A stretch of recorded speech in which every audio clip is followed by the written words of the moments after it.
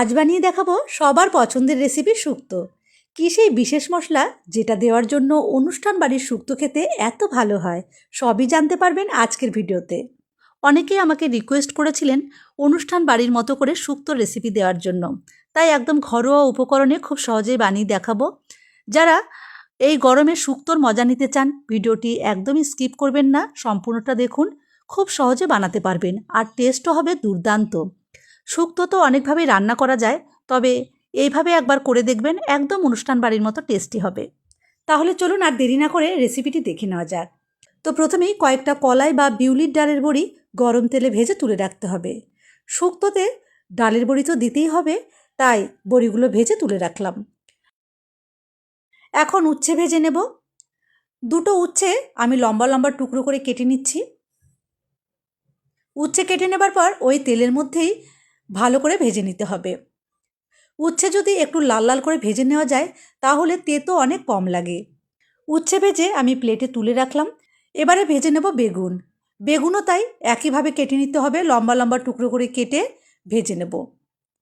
বেগুনও আমি একটু লাল লাল করেই ভেজে তুলে রাখলাম। বেগুন ভেজে নেবার পর আমি কড়াইয়ে আরও একটু তেল দিয়েছি, তারপর দুটো তেজপাতা আর 1 চামচ পাঁচফোড়ন ফোড়ন দিলাম।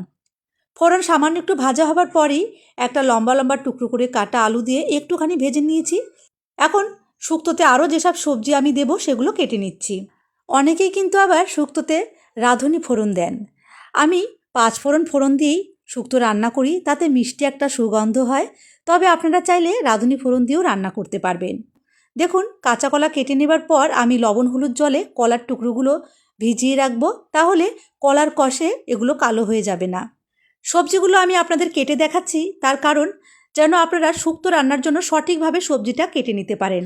মানে যারা প্রথম শুক্তোর রেসিপিটা ট্রাই করবেন, এগুলো দেখা থাকলে রান্নাটা অনেক সহজ হয়ে যাবে।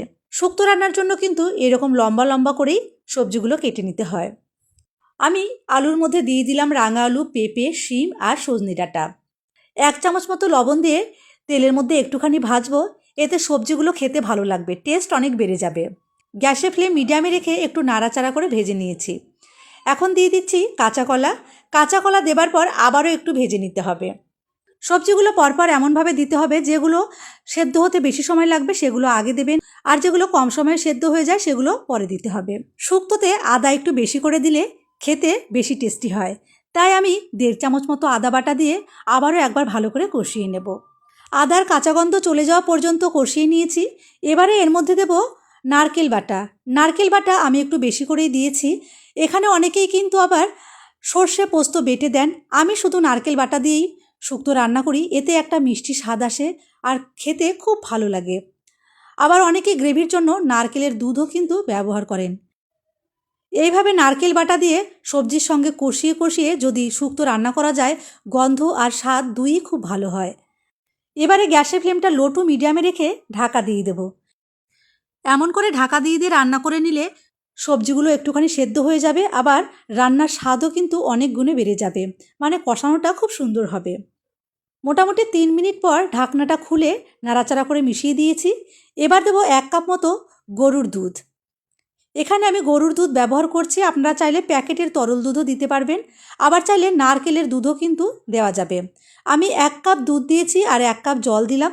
তবে সবজির পরিমাণ অনুযায়ী আমার মনে হলো আরও একটু গ্রেভির প্রয়োজন, তাই আমি আরও 1 কাপ জল দিয়ে মিশিয়ে দিচ্ছি। তার মানে এখানে আমি 1 কাপ দুধ দিলাম আর 2 কাপ জল দিয়েছি। তবে যদি জল দিতে না চান, সম্পূর্ণ গ্রেভিটাই কিন্তু আপনারা দুধ দিয়েও তৈরি করতে পারবেন। এখন গ্যাসের ফ্লেমটা মিডিয়ামে রেখে মোটামুটি 2 মিনিট মতো জাল করে নেবার পর ভেজে রাখা বড়িগুলো দিয়ে মিশিয়ে দেব। শুক্তোতে বড়িগুলো সেদ্ধ হয়ে একটু নরম হয়ে এলেই আমার কাছে বেশি ভালো লাগে, তাই আমি এই সময়ে দিলাম। এখন পরিমাণ মতো লবণ আর চিনি দিয়ে দেব। আগেও কিন্তু সবজি ভাজার সময় আমি লবণ দিয়েছি, তাই একটু বুঝে দিতে হবে। 1 চামচ মতো লবণ দিলাম আর 1 চামচ মতো দিচ্ছি চিনি। যদি চিনি খাওয়ায় অসুবিধা না থাকে অবশ্যই 1 চামচ মতো চিনি দেবেন, তাহলে একটু মিষ্টি স্বাদ আসবে। শুক্তো সাধারণত একটু মিষ্টি স্বাদের হলেই খেতে বেশি ভালো লাগে। চিনি আর লবণ দিয়ে মিশিয়ে নেবার পর চেক করে দেখে নিতে হবে সবজি সেদ্ধ হয়েছে কিনা। সবজিগুলো সেদ্ধ হয়ে গেলে ভেজে রাখা উচ্ছে আর বেগুন দিয়ে মিশিয়ে দিতে হবে। উচ্ছে আর বেগুন ভাজার সময়ই কিন্তু সেদ্ধ হয়ে গেছে, তাই বেগুন আর উচ্ছে দেবার পর আর বেশিক্ষণ জাল করা যাবে না, তাহলে বেশি সেদ্ধ হয়ে যাবে।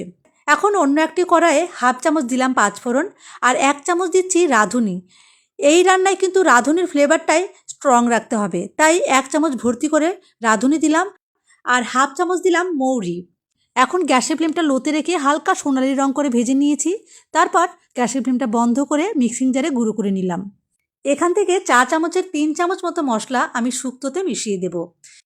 আমি দেখেছি অনেকেই শুক্তোতে রাঁধুনির ফ্লেভারটা বেশি পাওয়ার জন্য কাঁচা রাঁধুনি বেটে দিয়ে দেয়। তো আমার মনে হয় যদি একটুখানি পাঁচফোড়ন, রাঁধুনি আর মৌরি ভেজে গুঁড়ো করে দেওয়া হয়, তার গন্ধটাই অন্যরকম হয়, একদম অনুষ্ঠান বাড়ির মতো টেস্টি হবে। রান্নাটা কিন্তু আমাদের অলমোস্ট রেডি। এবারে 2 চামচ মতো গাওয়া ঘি মিশিয়ে গ্যাসের ফ্লেমটা বন্ধ করে ঢাকা দিয়ে স্ট্যান্ডিং টাইমে রেখে দেবো 5 মিনিট, তারপর পরিবেশন করব। 5 মিনিট পর ঢাকনাটা খুলে আপনাদের দেখাচ্ছি। দেখুন, শুক্তোতে কিন্তু খুব বেশি গ্রেভি থাকলেও ভালো লাগে না। এইরকম হালকা গ্রেভি রেখে শুক্তো রান্না করবেন, অসম্ভব সুন্দর লাগবে খেতে। আপনারা রুটি পরোটা দিয়েও খেতে পারবেন। আমার তো গরম ভাত দিয়ে শুক্তো খেতে দারুণ লাগে। এইরকমভাবে শুক্তো রান্না করে নিলে আর অন্য কিছুর প্রয়োজনই হবে না, একটা পদ দিয়েই 1 থালা ভাত খেয়ে নেওয়া যাবে। তো বন্ধুরা, এরকমই আরও নতুন রেসিপি দেখতে চাইলে কিন্তু আমার চ্যানেলটি সাবস্ক্রাইব করে রাখতে হবে। যারা ইউটিউব থেকে দেখছেন তারা আরজাদি কিচেন চ্যানেলটি সাবস্ক্রাইব করে রাখুন, আর যারা ফেসবুক থেকে দেখছেন তারা আমার ফেসবুক পেজ আরজাদি গুড ফুড পেজটি ফলো করে রাখুন। সবজিগুলো দেখুন সুন্দরভাবে সেদ্ধ হয়ে গেছে আর বড়িটাও নরম হয়ে গেছে।